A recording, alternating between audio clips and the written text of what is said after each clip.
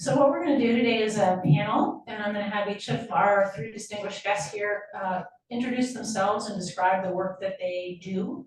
And then I will lead them in a couple of questions that I have prepared, but I'm also hoping that you guys will have some questions for them as well. And hoping we can take what they share with us and think about, our own communities and what the folks in our communities could be doing to promote public health around climate change. So I will start with Lisa Viscavich. She's in the public health department in Missoula County, and I will, I've given them each 10 minutes roughly. I'll set an alarm, certainly, Lisa, if you're mid-sentence, do not stop. Okay, great. 10 minutes is a short time to cover a lot, but I am so grateful to be here, and thank you for hanging in there with the full day. So I'm excited to share what's happening in Missoula County.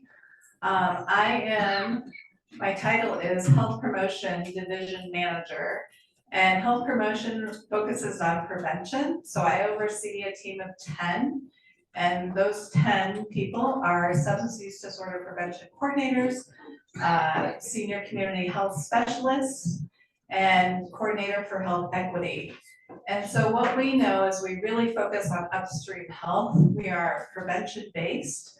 And so really looking at what causes people to not lead healthy lives and how we can prevent them from making poor choices or having poor choices presented to them. And I just wanted to share that that the health department is a city county health department. So it says Missoula Public Health, but we receive tax funding from both city county government. So we are very intertwined with our city county government system. And that applies into the work that we do. And after COVID and rebuilding our strategic plan, we decided to start really pushing forward our work around climate. And so we are working on climate-based programming.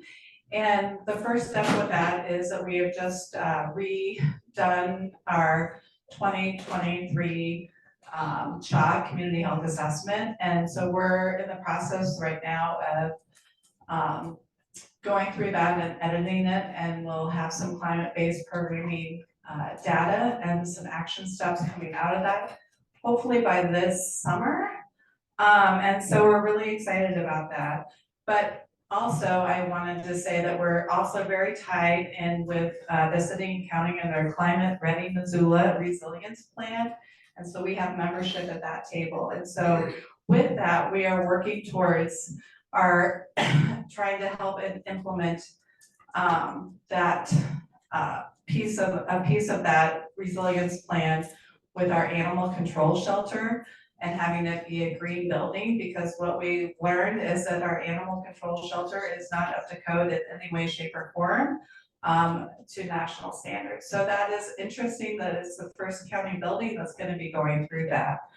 I just also wanted to share that we are very integrated with the heat action plan with our Office of Emergency Preparedness and looking at air quality and how this is all connected with codes and regulation. We have an overdose spike alert team that's monitoring our wastewater system for COVID, fentanyl, methamphetamines, naloxone, and more.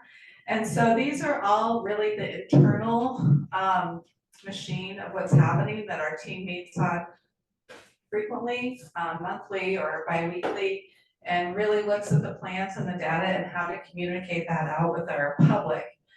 And I just wanted to move forward and just share with you externally, we are very involved with our public health practitioners, so environmental health, health services, and health promotion team. We're really public health practitioners, and so we sit at a lot of tables and coalitions or lead coalitions and really look at the science and the economics and the health outcomes of people. And we were very fortunate to receive an award from the Robert Wood Johnson Foundation and the Reinvestment Fund called Invest Health in 2016. And that initiative really focuses on community development and health equity. And in that, what we have learned over the years is that we have health disparities in our low wealth neighborhoods. And so with that, we started moving forward and talking to the neighborhood residents about what they needed for better health and wellness. And it really was very simple: sidewalks, trees, in their neighborhoods. That's what they told us that we wanted. So with that, we moved forward and we partnered with Climate Smart Missoula and other agencies throughout our community, our federally qualified health center, Missoula Aging Services, our home visiting nurses, to really think about who would really need and want for these trees. And we're able to plant some trees into our communities and neighborhoods that they didn't have good tree canopy. But what I would tell you is we had to go beyond planting trees. We had to learn about the system of planting a tree and caring for a tree.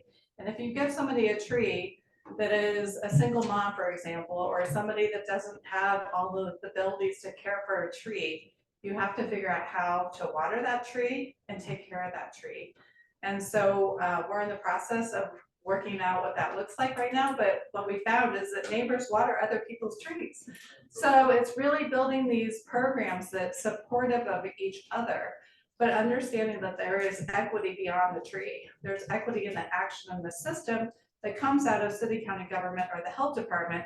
When you want to give somebody a gift to improve their health, think about the process that is going into play when it goes into that person's hand. And we really have to ask our residents and our people what they need the most.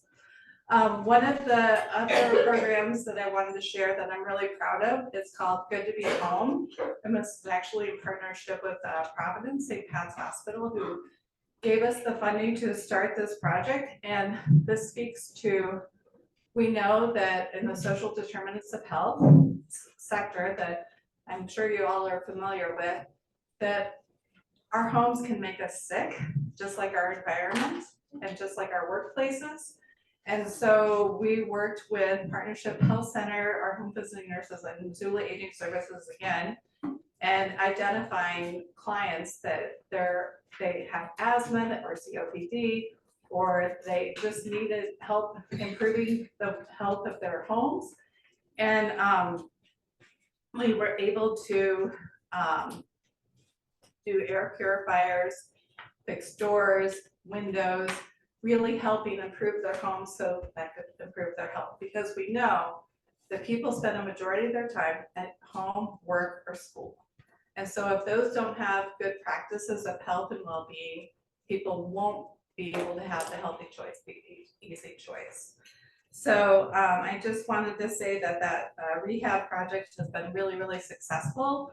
And we continue to work on making sure that we are meeting people where they're at, asking the right questions of what they need, and then giving them the gifts for what they can do to improve their health. And this is really, like I said, across the spectrum of health services, environmental health, and health promotion at the health department, and that we all try to align and leverage together and in our work. And it's really, we have a great team. There's about 100 people at the health department plus, and we've really had to rebuild our public health workforce since COVID. And it feels really good to announce that I don't have to hire anybody this month. And, we're growing and trying to really work with the rest of our communities and really, and this is what I'll close on, that I really think this is key in this climate work, is that all of our plans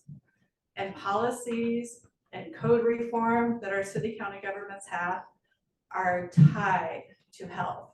And so how can we work out of silos across ecosystems to align and leverage what people need the most and make sure that they have the resources and policies to support them. So that's what I'm passionate about. That's what the health department is passionate about. And we continue to have those conversations in neighborhoods and in the rural parts of our county and with our indigenous population. So our vision is health for all. And so we really lead with that. Thank you.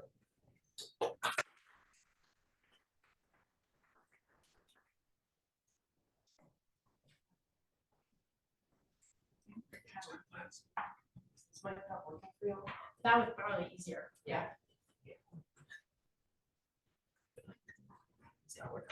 It's my turn. Oh, no, because I'm going with my slides. All right, well, good afternoon, everyone. My name is Jen Solomon. I am a prevention health specialist at Riverstone Health, and I work in the Community Health and Safety Division within the Public Health Department at Riverstone Health. That division encompasses population health and community health improvement, which was formerly known as health promotion, and the environmental health services. And Riverstone Health is a unique model whereby a lot of different health resources exist under this Riverstone Health umbrella. So Riverstone Health does house the city county public health department as well. We have the federally qualified community health center. Our emergency preparedness office is a part of Riverstone Health. They were previously part of public health, but have since transitioned outside of the public health realm, just because their work is really community-wide and beyond just what public health aims to do. So that's been a new transition at Riverstone Health. But our climate resiliency work is somewhat in its infancy. It was the flooding of 2022 that really woke up our community to the fact that we are not immune to climate-related health impacts. And when our city told us that we had 36 hours of water for the entire city left, it kind of sent Yellowstone County and Billings in particular into a little bit of a frenzy. And that was really the start of this work on our end. So of course, the emergency preparedness department is always active in planning with other county and city partners to respond to any sort of climate or weather emergency. But this project was really designed to bring public health, emergency preparedness, and some of our clinical aspects together to really address and understand how climate and health are intertwined, and to what ways we can communicate effectively to our community of those health risks, ways to be prepared, and ways to mitigate the harmful impacts that do come with climate and health challenges. So some of the things that we've been doing, we did apply for a NACCHO grant in the beginning of 2023, which we unfortunately did not receive at that time. So one of our ongoing challenges for our group is just the lack of a specific funding mechanism for this work. But we have begun working on a climate primer that takes information about Montana health, the communities that will be most likely impacted here in Montana negatively from these climate events. Additionally, we've worked with our hospitals to gather data about ICD codes and using our epidemiologists to analyze different weather events and seasons and certain health impacts that we're seeing at the hospitals in correlation together. So that primer's been coming along, and we hope to have that published in the next few months. But in addition to that, we have adopted the air quality flag program. There's a table outside. So we're really excited that we have a flag. It's right on the corner of South 27th and First Avenue South. So if you pass it, you might see it. But that's really exciting to be able to communicate that we are serving as the information for how climate and weather is going to impact our health. In addition to adopting the flag program, we adopted a broader protocol for our emergency preparedness and our communications team to develop both internal and external strategies for when the air quality is particularly harmful. As the summer comes around, we're anticipating that to be more active, but we're really thrilled. We got that approved with our epidemiology team and working with our communications team to develop information that can go on. We have these screens that go in our clinic, so working on materials that will be readily available to clients and patients that are sitting in our clinic that talk about air quality, and just normalizing the fact that the way that our weather and our climate interacts with our health can change and distribute different outcomes among different people. So the air quality protocol has been a huge success of ours. We've began working on a flooding protocol, and we recently had a flooding health matters published in the Billings Gazette. So starting to talk about what we can do to prevent, not necessarily prevent flooding, but prevent negative outcomes that might impact individuals and communities as a result of flooding. So we've been working to put that together. We've also been trying to navigate ways that we can get our family medicine residency and residents engaged in this work. So we've had some projects of what are ways that we can, in a clinical setting, screen for climate health and opportunities to protect yourself against climate impacts. So we've been working with some various residents to build out a little bit more of a robust program to screen for that when they come into Riverstone Health for an appointment. Additionally, we've had the Byrons come and present to our residency class again about how climate and health are interacting at the clinical setting and ways that we can address that again at the clinical setting. So we've really taken this broad approach and trying to navigate how we can communicate about climate and health, how we can prepare for climate events to minimize those negative health outcomes, and just trying to see where this work can go. A lot of it is, like Lisa was saying, leveraging partners, leveraging resources, working together to make sure that people who need to be at the table are at the table, making sure that table is a welcoming and comfortable space for people to join, knowing that this is a tough topic for our community to talk about. So making sure that we come in with respect and with grace, that this is something that is important, that is, we don't have all the time in the world to just sit and wait for it to develop. We need to be active and develop these programs themselves. But it has been a pleasure to see the community start to come around to just having these conversations, that the way that the weather and the way that the climate do and exist and change and function do have impacts on our health. And so we're really trying to find the best ways at this point to communicate that effectively externally beyond Riverstone Health. Internally, there's been some other projects such as a Yellow Belt project that was really designed to increase the recycling options at Riverstone Health. You know, recycling at our organization is certainly not going to change the world, but just to understand what the attitudes and beliefs of our internal community at Riverstone Health, what do you believe about climate and health, so that we have a better understanding of the messaging that we need to develop for those audiences. So we've had a variety of projects that have started since we were initially put together 2 years ago. And I think that we will continue to see opportunities for community messaging, for partnering with other city and county coalitions to make sure that climate and health is a part of the conversation as it comes to developing our city and our county spaces further. And yeah, I look forward to seeing what else there is to do. There's plenty to do, so I look forward to seeing how our community will come together to address it. And I do appreciate the people that are on my team who aren't here today, who have been a big part of this work. It's, you know, it takes a village. So having a lot of people on board, different opinions, different ideas, and just the willingness to work together to explore ideas and to address a really daunting issue in our community has been quite a great experience. So I thank the Byrons for having me today, and I look forward to the rest of the conversation.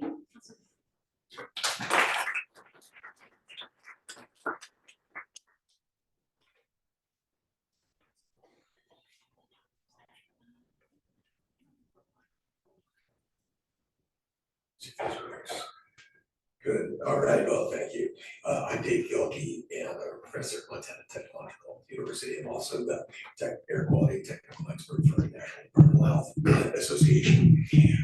When Rob and Lori asked me to participate, they said, you can use slides if you want, you know, but you can do whatever you want. And they kept saying, so I said, okay, I got some slides. So that's what I thought I'd do, is put some together here. And let me see if I can make these things go forward here. There we go. Okay, so what I'm going to do is provide some resources. So there's been no shortage of resources today shared by the speakers, and thank them all. So this is just a policy statement about climate change for the National Environmental Health Association. I brought copies, printed copies, and Rob and Lori dedicated an entire table to it. Go ahead. All right. Just making sure that we can actually share these.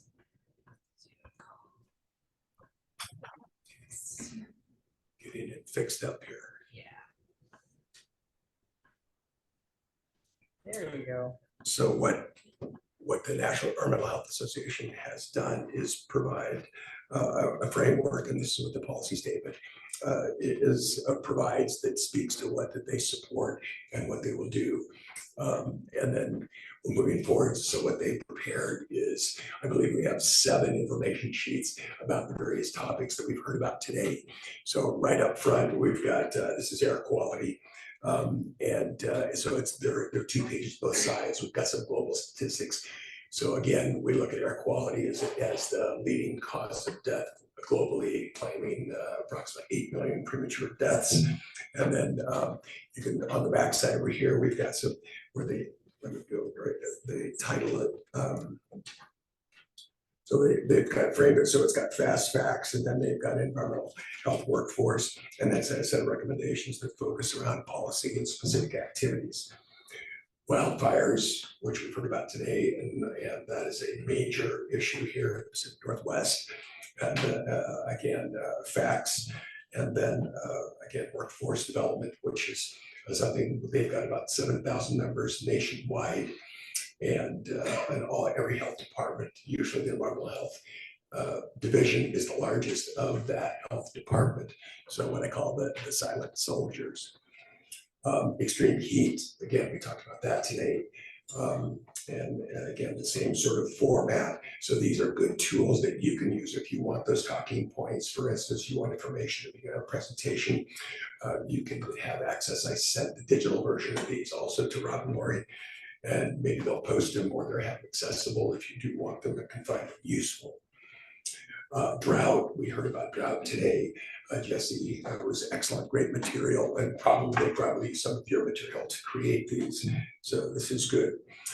Extreme storms, again, we just heard about flooding here, and we know that not only this community, but many communities have dealt with floods. And vector-borne illness. So again, this is huge as the biomes have shifted north. So are we seeing vectors move with that climate change? And so they bring their diseases. So again, we talked about malaria over here. I think Ben said in Maryland, but what he didn't add is that was homegrown malaria. So it wasn't a visitor to Africa somewhere, but it was actually here. So I think as we see the biomes shift north, and we're likely to see yellow fever and malaria in the southern part of the United States and spreading, as well as other vector-borne illnesses. So I was very privileged to participate in the 2-day workshop. What we did is actually have a community 2-day workshop that was to develop a community resilience plan for Butte Silver Bow. And so this was, again, this was actually, the impetus came from the National Center for Appropriate Technology, but working with EcoAdapt and Virginia Tech.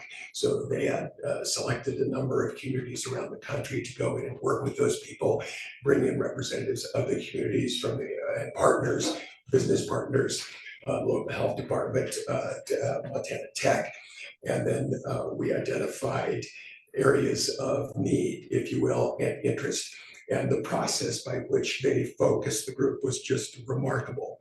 So these tools are also, I sent these also to Rob and Lori. So if you're interested in taking these tools and going back to your communities and maybe initiating the process where you can build that resilience plan, would be, you're welcome to it. They're great tools, and they're not difficult to use. If you wanted to get the assistance from EcoAdapt, I suspect that they would be happy to participate and help guide you. So as a consequence, we actually did develop our resilience plan. So I guess maybe, I don't know, do any other communities have a climate resilience plan? Yes. Missoula, good. Okay, so you can do it, and so what's interesting is, so this is focused in 3 areas, and this is water, public health, and then Superfund site. So we are a reclamation site trying to clean things up. So you start out with a whole list of interests, and then they just sort of help focus you, and then you end up with a set of actions. So this document I printed off a print copy of this is on the table. The last table going, if you go out to the right, the last table information is the information that I'm presenting today that's available. You can look at this.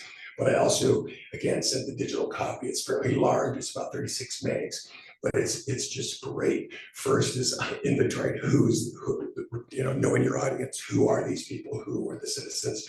What's the demographics? And then going into how the community, what's its history, what's its development, what's their economy, and so forth, so that you can then create actionable items. So what I've got is the table of contents over here is again history of Butte, the location, population, key industries, and key partners. And then you can see down through there. So take a look at that, and I think it will help guide maybe some of your thoughts or your actions. So again, an example here: public health, water. Again, water is significant. It's interesting, it's not so much for our need, but it's those people that are downstream that we serve. So being a mountain community is good. You generally have high quality, and you're right at the top, so you have an immediate source. It's not the problem, but it's what you have to deliver to the communities below you or at lower populations. Also, I'm sure most of you have seen this right here. So this is hot off the press here. This is March 2024 here. And so this is Montana Climate Pollution Reduction Priorities. Again, I put a copy of this out here and sent a copy of this also to Rob and Lori if you're interested. You can pull this down. But for talking about CO2 emissions, and this is again, so they're measuring this is about 50 million megatons is our production here for the state. And so when you consider globally, it's more like 10 gigatons. So we put a whole bunch, we're just a little tiny bit of that. But again, we can look for ways to reduce our carbon footprint. So again, these are tools. So these are CDC tools that might help your communities if you've already seen these or you haven't seen them. Again, they're readily accessible and great information. And then now I wanted to share with you just a little bit of what we are doing. So at a research institution, I'm the Department of Safety, Health, and Industrial Hygiene. So this young woman here, she defends Monday, her master's thesis, and what she looked at was kind of the efficiency of do-it-yourself portable air cleaners. And so this is what an industrial hygiene project looks like. So this is a good pictures taken 2 days apart in Butte when we have wildfire smoke infiltration. So there's times I sit up on the hill and overlook the valley, and there's times I can't see across the valley. It hasn't been too bad here this last summer, but the summer before we had several days where we had really significant smoke intrusion. And what's interesting again, whether it comes from Montana, it comes from California, or from Canada, but somehow it seems to come into Butte and settle in there. So again, some background a little bit. What we know is that we're seeing a whole lot more wildfire. We expect to see even more when we look at the actual number of occurrences and the total number of acres or hectares that we lose. We've had years where we've lost over 1 million acres. We've had some pretty severe seasons, but we're also impacted by our neighboring region. Again, so if we look at over here, these are PM 2.5 levels. Here we're in an area where we have high levels. So we just heard about a number of the adverse health impacts of that. So get that little tiny sized PM 2.5 and below, it ends up being everywhere in the body. And we know that one of the negative consequences is systemic inflammation. And so that's systemic inflammation is the major driver for all chronic disease, whether it's cancer, arthritis, or heart disease, or what have you. But what she tested was configurations of these self-made put together fans. So she used the MERV 13 filter, some duct tape, and some cardboard, and put these together and then tested them. And she wanted to find out what kind of efficiency and steady state would work the best. So the best was model 5. So that's this one over here if you want to put one together rather than go out and buy a $300 one or advocated. So relatively inexpensive, but this has got a 98.66 efficiency rate for taking out PM 2.5, PM 10, PM 2.5, all the way down to the micron. And then steady state was achieved here in 12 to 13 minutes. So very efficient, very inexpensive, and something that you can, one of the solutions that you can offer your communities at a low cost, low tech, but effective approach.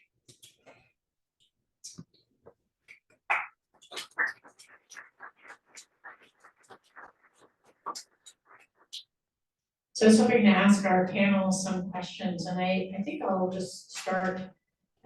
You guys talk a lot about really a wide variety of programs that you're involved in and championing, and I'm also thinking about your wish list. So if you had the personnel and the resources that you'd like, what are some other things that you could imagine doing in your jurisdictions? More money. Can you hear me? Hello? Yeah, okay. More prevention. We need more prevention, more dollars into prevention. And so people have what they need. And so I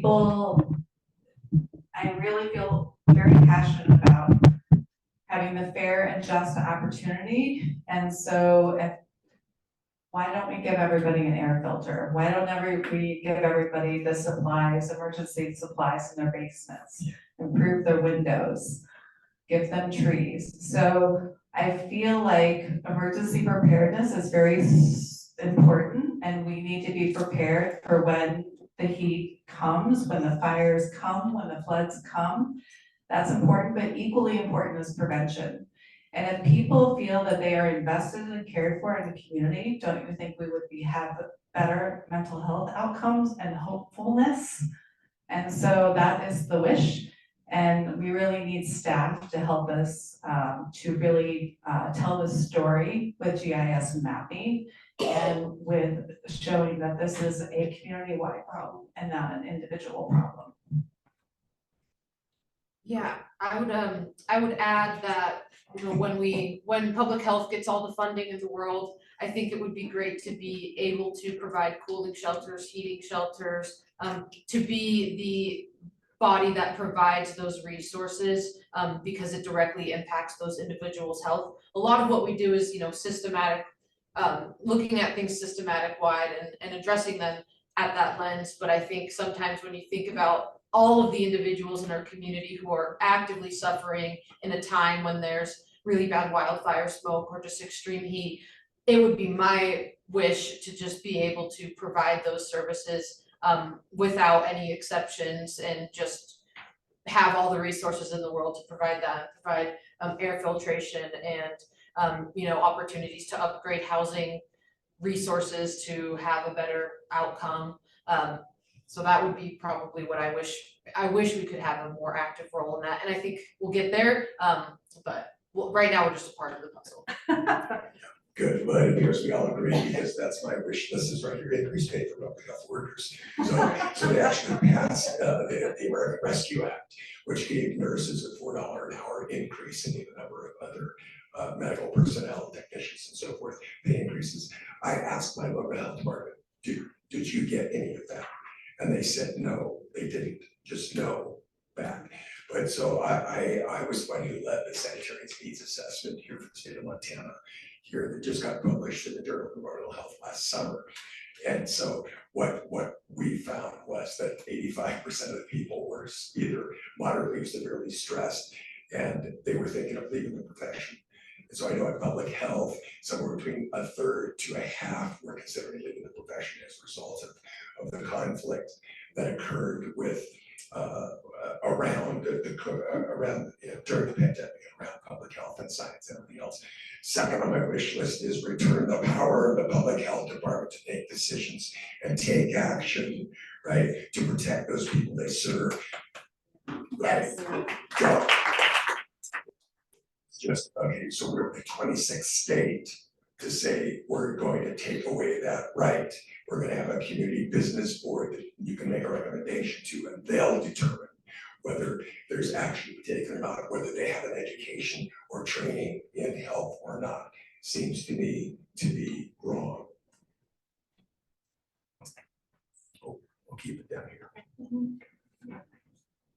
I think just to piggyback on some of the things you guys said, so I hear low morale, lack of resources. What are the other challenges that you guys are facing in your roles when you're trying to tackle climate change?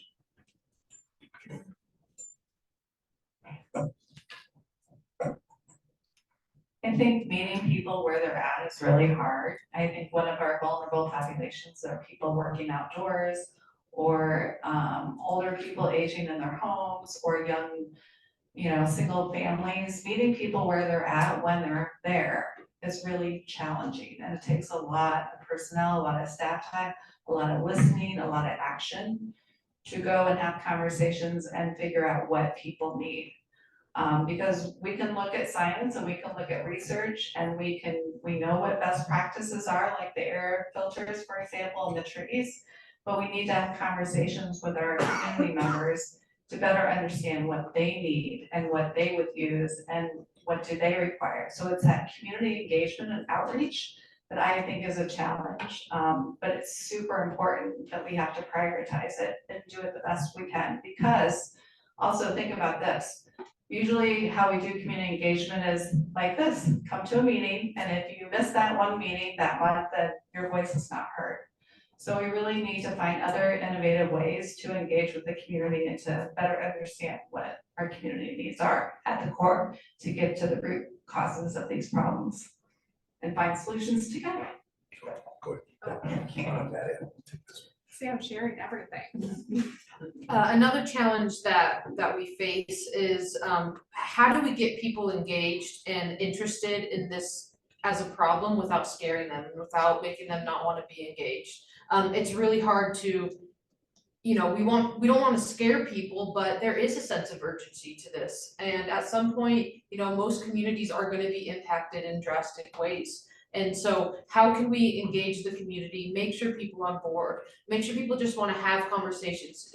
It's not like they have to join the fight right away, but we want them to be able to listen and to be able to hear what we have to say, to hear what the data has to say, without this initial, I don't have any room for it. Sometimes it feels like we're hitting a wall, whether that's lack of understanding or just lack of education, but it feels like it's really hard to get an entrance into some of those spaces because it's a controversial topic for some people, and it's a scary topic. It's a daunting problem that we have to address. And so how can we do that in a way that makes people understand the sense of urgency, understand the need to be a part of this work, even if it's small, even if it's minimal? Those impacts need to start somewhere. And so how do we engage without scaring people away or without being a barrier for hearing all voices and making sure that our spaces are some places that people feel comfortable sharing their thoughts or asking questions or